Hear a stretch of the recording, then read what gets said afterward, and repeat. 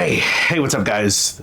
We just got done watching, well, actually, we watched it last night, Lanterns, the newest HBO Max TV show, and the newest entry into James Gunn's DCU. So this is going to be kind of a spoiler review. We're going to start off with not having spoilers, but this is a full kind of review of like what we thought about the show. Was it good? Was it terrible? Was it amazing? Did it live up to the expectations? Which was zero. Which were zero. People really weren't feeling this. I wasn't really feeling it watching the trailers at first. I wasn't feeling it when I saw the trailer. I saw the trailer and I was like, this is not going to be positive. So let's talk about it. Let's figure out, was this good? Was it bad? Was it amazing? What did we like? Highlights, lowlights, all of it. Welcome to All Access Geek. Hey, what's going on? Once again, welcome to All Access Geek. My name is Mike of Steel, also known as Mike Reed.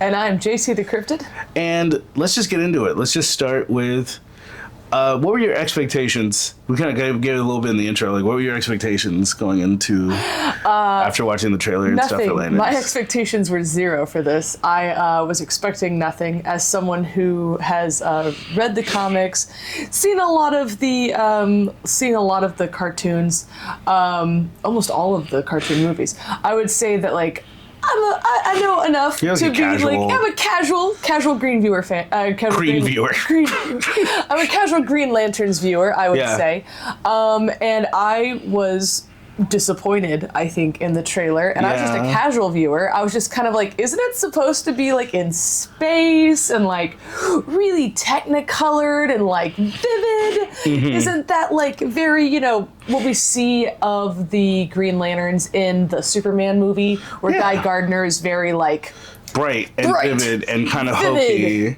Very cosmic. And so I was kind of surprised whenever we were given Nebraska. Yeah, just in the middle of nowhere. Crime scene. I'm pretty sure James Gunn. Investigatory. I'm pretty sure when James Gunn pitched this, when he was doing like what his universe was going to look like, his set of movies, I think he specifically used the words like true detective to describe what the tone of the show was going to be like. It is, and it is like we're going to get into that, and I think the trailers were showing us that grounded, gritty. Yes, and I was not expecting that. So seeing that trailer, I was not expecting anything going into the TV show. So then I watched the TV show, and I really enjoyed it, and I was really pleasantly surprised. But I was not expecting to be pleasantly surprised. Yeah. I was expecting nothing. So. I think expectations for me as well were kind of on the floor with it. I've been a long time Green Lantern fan. I read Green Lantern Rebirth, where Hal Jordan comes back to life. You cosplayed Green Lantern, I've right? cosplayed John Stewart before. Yeah, I'm a huge Green Lantern fan. Always been a fan of the core stuff, and I wasn't really sure about this idea of this grounded sort of true detective murder mystery like thing that they were doing. I think we were watching the podcast last night, the word Ozark got thrown around. That TV show, and I don't know if I was on board with that, because if you've read any amount of Green Lantern, you know immediately this is a like very colorful, cosmic, big thing. Like it is a superhero who has a weapon, who has a power that is limited only by his imagination. Yes. Right? Very neon, very grand scale. Yeah, and so it's big, grand stuff. And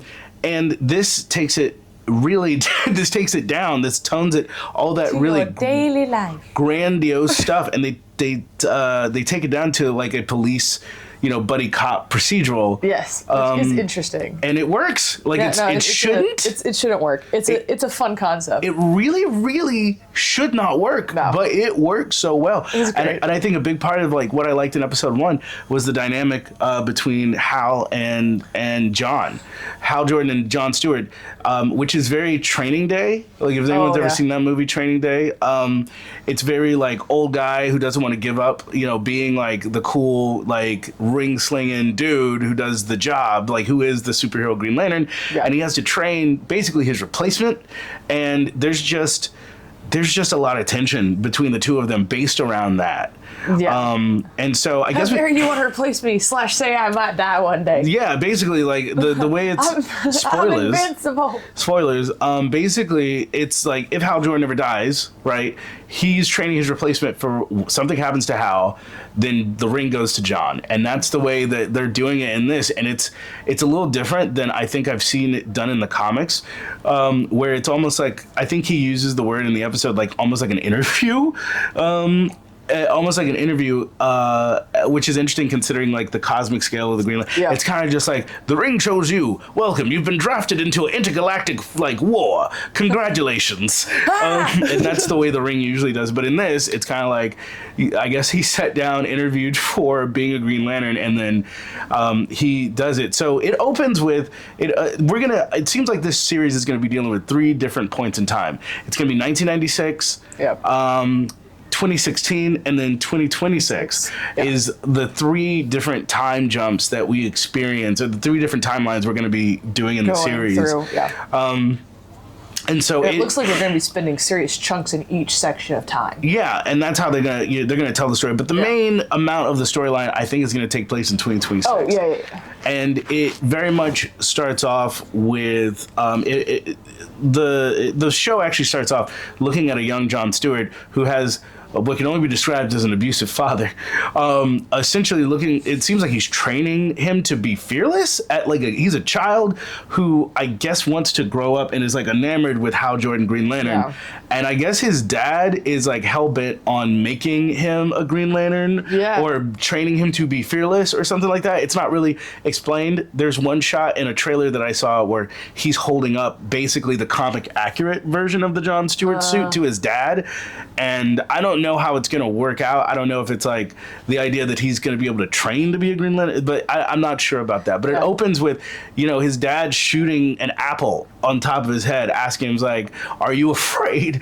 And just pop, pop, pop. I'm afraid. I'm calling CPS. I'm very concerned. I'm afraid for your child ain't gonna be okay. That's how serial killers are formed. That's exactly how serial killers are formed. And he shoots an apple off his head. And if you look, it looks like they've been doing this for a while because the bullet holes actually have risen up as the children get taller. As the kids have gotten taller. Yeah. And like it's gone up. And I really didn't think he was actually gonna shoot it until I was like looking, I was like, oh wait, there's bullet holes behind him. I was like, no, he's gonna shoot at him. He's gonna shoot at him.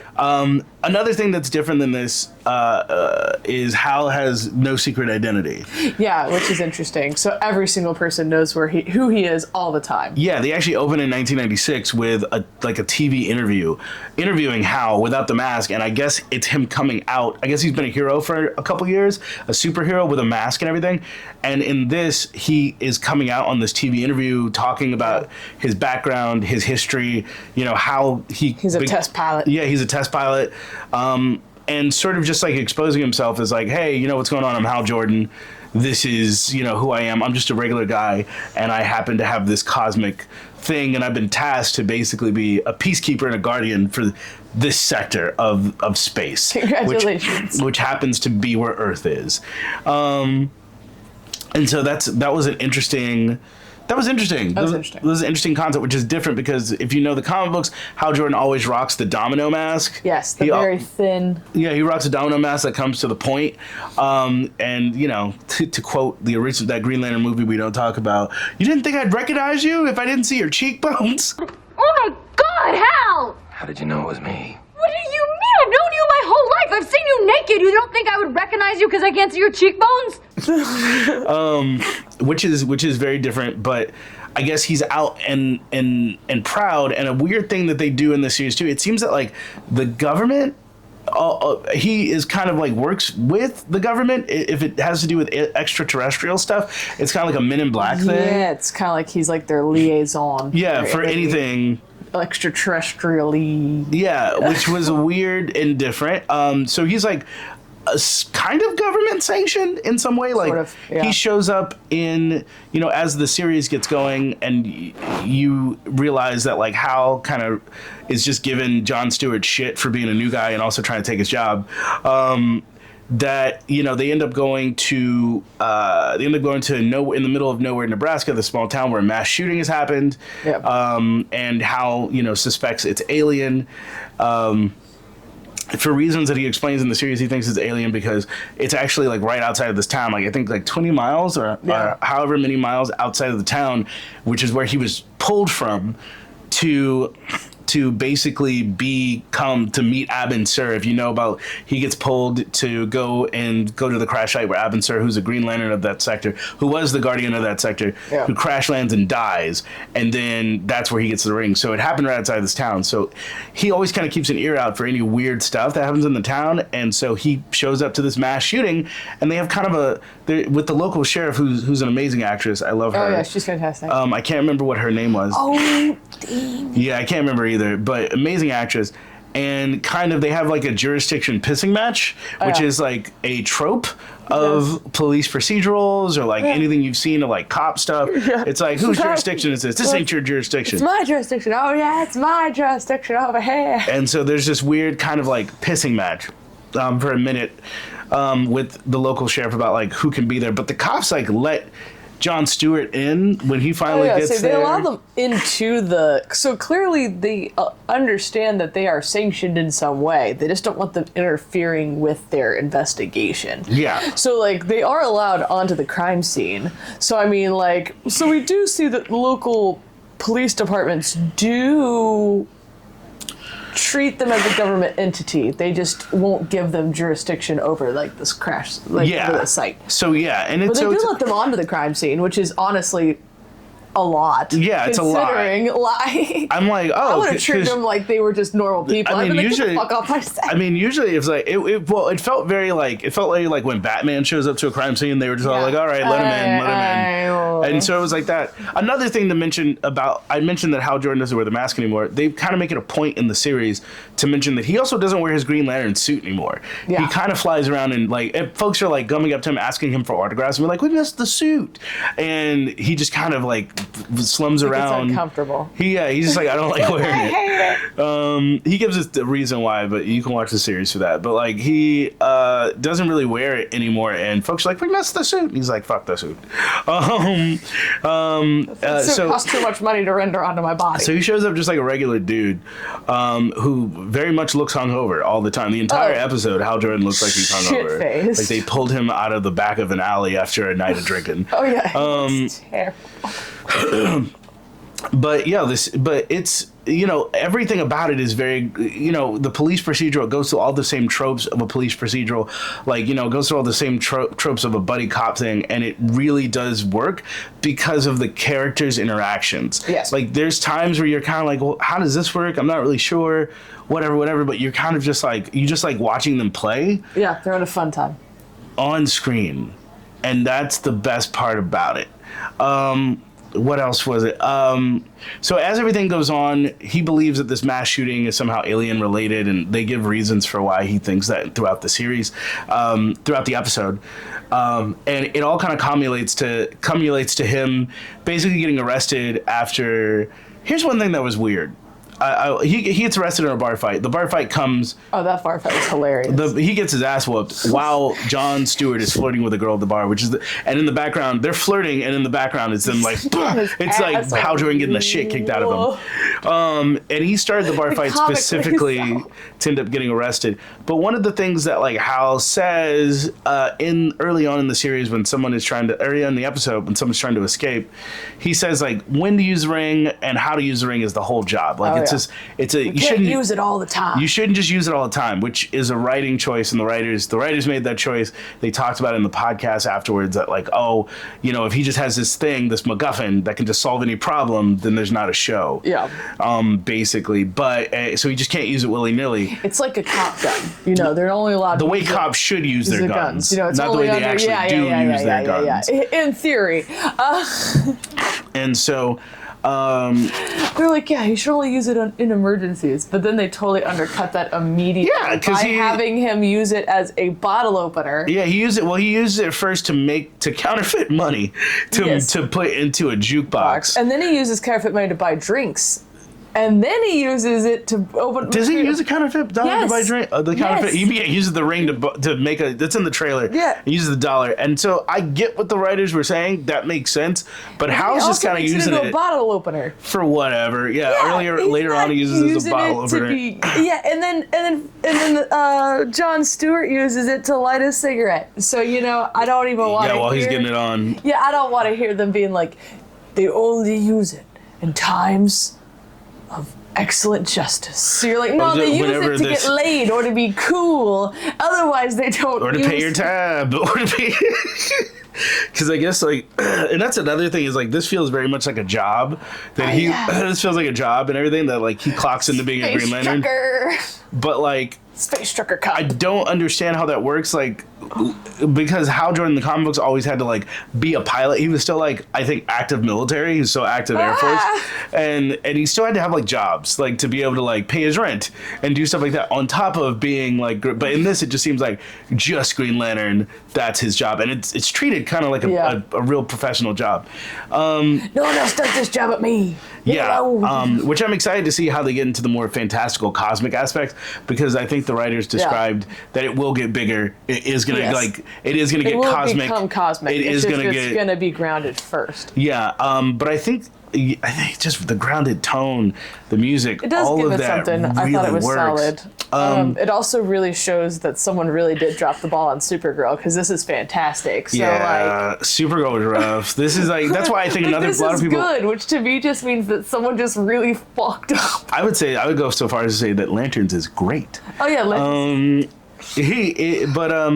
Moving ahead, he gets bailed out, and the guy who's kind of like, I would say, it's giving Yellowstone. The guy who's like, I guess he's kind of like the character, Kevin Costner's character from Yellowstone. Yeah. And he basically is like the rich guy who has a massive ranch, who kind of runs the town. Military army. He has like a militia. Totally, definitely a militia. He has a militia like on his ranch, and so Hal gets bailed out after this bar fight, and he gets basically told, like, if you want to pay us back, like, he gets bailed out by this guy, if you want to pay back the dude, come to his house for dinner. Yeah. Like, he's gonna throw ribs on the wrap. Yeah. And he comes, and while they're driving up, you see all this like very right wing. We don't know the guy's politics, but I'm willing to bet he voted a certain way in the last election.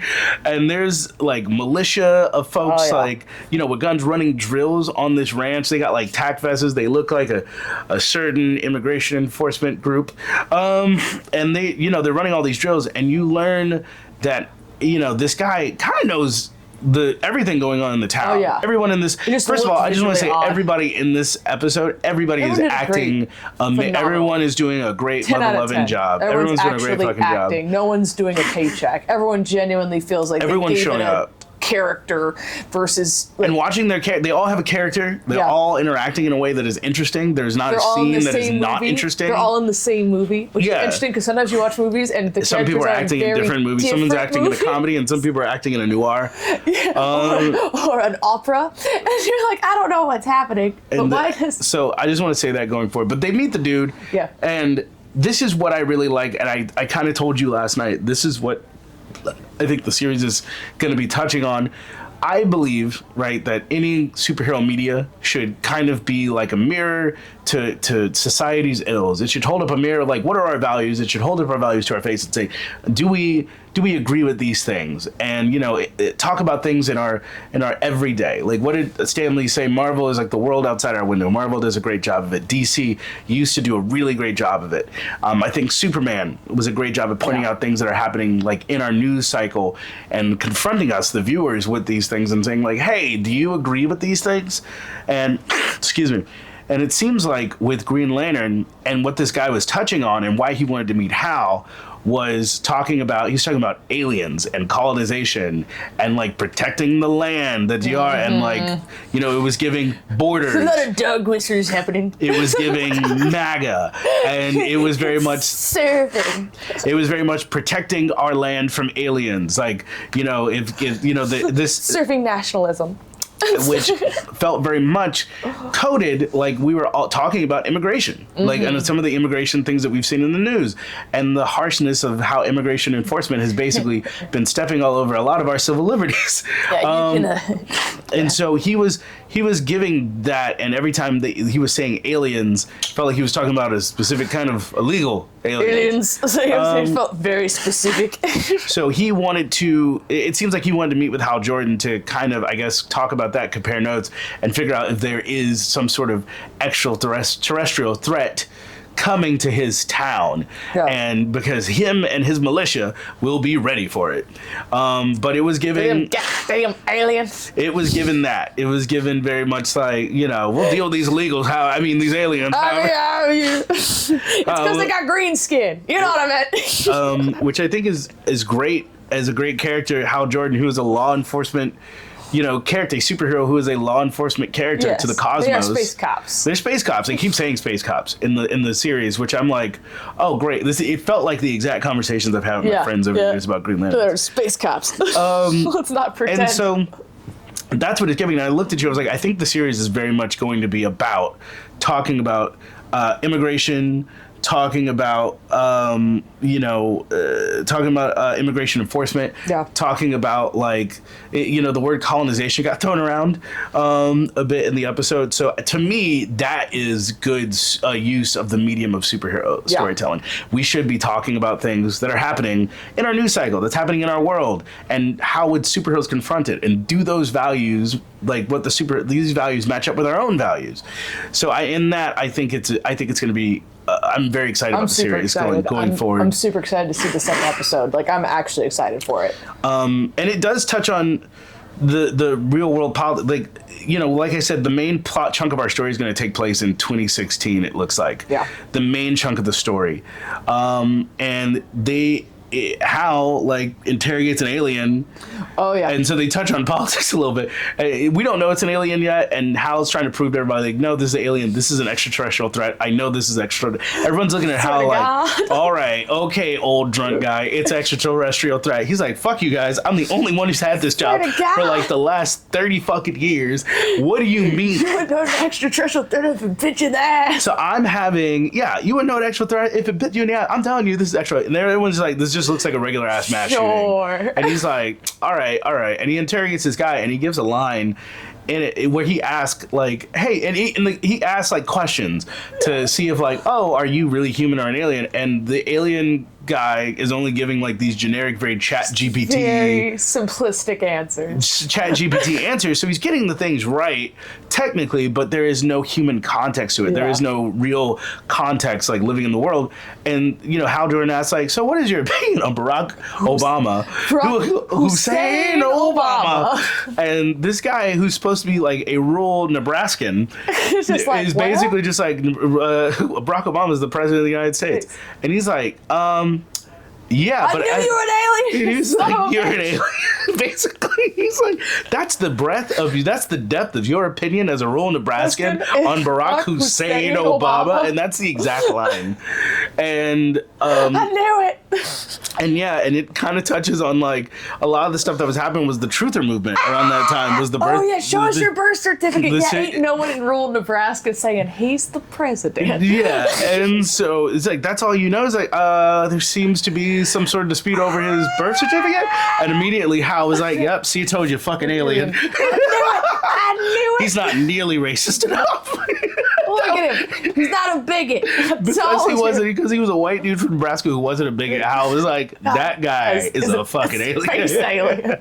I told you, people. That dude is an alien, and so that was actually really, really funny. The show's funny. The show's humorous. I genuinely have been enjoying it. The show is is good. It's crack up funny. It is die laughing funny. I think you find out they find out Jon Stewart slept with this guy who's the country mob boss, Yellowstone mob boss, and it does. This whole series gives Yellowstone. It does. It gives Yellowstone. Mob boss, Yellowstone, cowboy hat wearing, dude of the town, country guy of the town. Jon Stewart sleeps with his wife the night before they go to his food to go get food, unbeknownst to John. Oh, yeah, John just picked up a girl at a bar and hooked up. Could have been anybody. In the sexiest use I've ever seen of a Green Lantern ring, while she's riding him, he lights her cigarette with the Hal Jordan's Green Lantern ring, which I was like, that is the sexiest use of a Green Lantern ring I've ever seen in my whole life. And so Hal finds, is like, John, you know, the guy, the owner dude, the guy who owns the ranch, just gives a little shit, and Hal was like, what the fuck was up with that? What's up with that? And John was like, I may have unintentionally slept with his wife. And yeah, I think Hal was like, we've been here for 24 hours. No, he said 20 hours. We've been here for 24 hours. I'm impressed. It was so funny. It's like, how you managed to fuck the one woman in town. You fucked up harder than I did, son. I don't know how you did that. How you managed to fuck the one woman. That was damn near professional. It's just, I didn't get to like the wildest kind of plot twist of the episode reveal, which we fast forward. I told you this takes place in like 3 different timelines.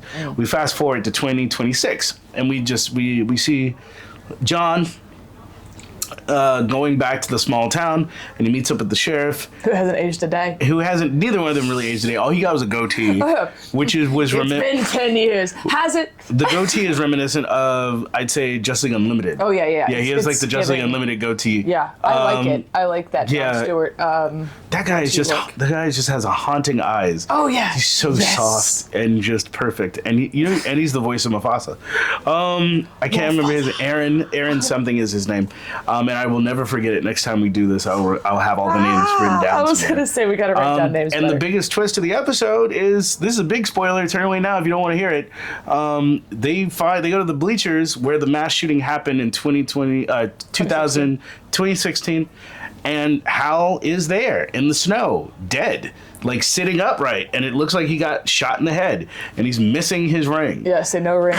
And what the writers have said in the podcast, if you watch the after podcast, which I think we will, they mention in it, like, got Tom King as a writer and like 2 other writers whose name escapes me. I just remember Tom King because I love his comic books. They massacred Supergirl, his Woman of Tomorrow comic. Killed his baby. Massacred it. But they mention in the thing that like there's only one ring. Like, there's only one ring on Earth. Which is weird. There's only one ring on Earth. So, and they go through that trope the entire time. So, Jon Stewart has not been a Green Lantern this entire time. And it seemed like he was going to go get the ring from Hal.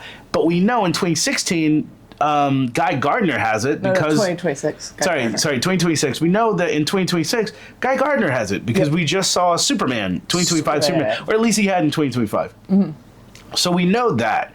And so since there's one ring on Earth, there's like, at this point, 3 different people who are Green Lanterns in the comic books who eventually will get a ring. I'm not sure how it's going to all flesh out. It's going to be interesting to see them do it. And I wonder what it's going to be like when they do meet Guy Gardner, who's got a bowl cut kind of weird and kind of hokey and kind of an asshole, and just uses the ring willy-nilly. Oh, yeah, and Jon Stewart's going to be like, what the fuck? Just uses the ring willy-nilly. Jon Stewart's going to be like, with great power comes great responsibility. And he's gonna be like, shut the fuck. How those tones are going to match. With great willpower comes great responsibility. Baby, can I light your cigarette? Meanwhile. Oh, man, I've got no money for this jukebox. I really want to listen to the song. Counterfeit money. So overall, like, I think it's a fantastic show. Based off of episode 1. See more. And I love that it's pilot, because traditionally the first episode of a TV show is called pilot, but it also means two things because Hal Jordan, being a test pilot. I thought it was really grand. Acting is amazing.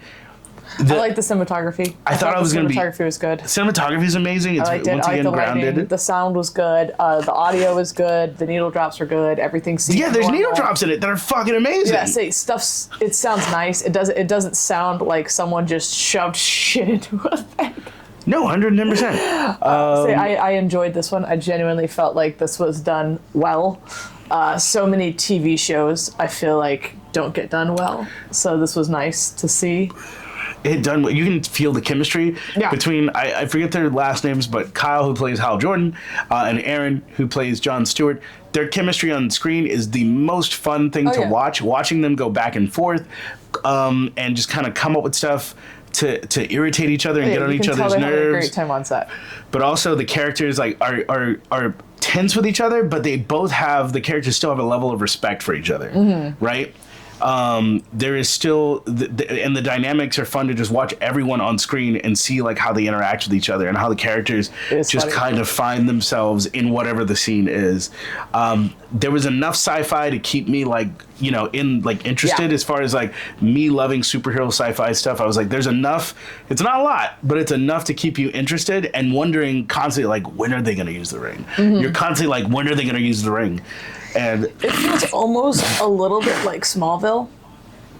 Yeah. It does feel almost a little bit like Smallville. Like it's the same kind of vibes almost, where it's like it's grounded in a way. No flights, no tights. Yeah, yes. It feels very like, what if we put it in the real world? So I would say that it's like, if you're a Smallville fan, you'll enjoy this. And I'm excited to see once again like what it looks like when you have Guy Gardner, a character who we've seen in a more bright, kind of colorful, not down-to-earth, gritty, whatever thing, come into meeting Hal and John and what he looks like. Because we've already seen kind of a trailer with him, I guess, talking to Hal behind bars. So I'm excited to see what it all looks like. But overall, I got to give it, let's see if I'm going to give it on a scale of 1 to 10.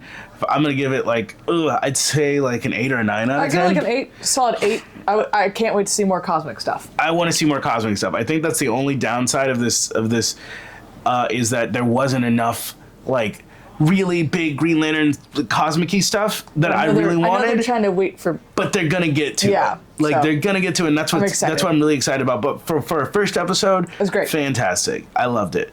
The pilot was excellent. Yes, pilot. It means two things. So yeah, that's our thoughts on the first episode of Green Lantern. We're going to make these weekly. Yes. They'll be coming out after we watch each episode of Green Lantern. So come back, make sure you like, subscribe, follow, all the fun things. And what did you think? Did you like it? Did you hate it? Let us know. Are you a comic book Green Lantern fan? What are the things you want to see them do in the series? Let us know. And yeah, as always, follow and like for more. Peace.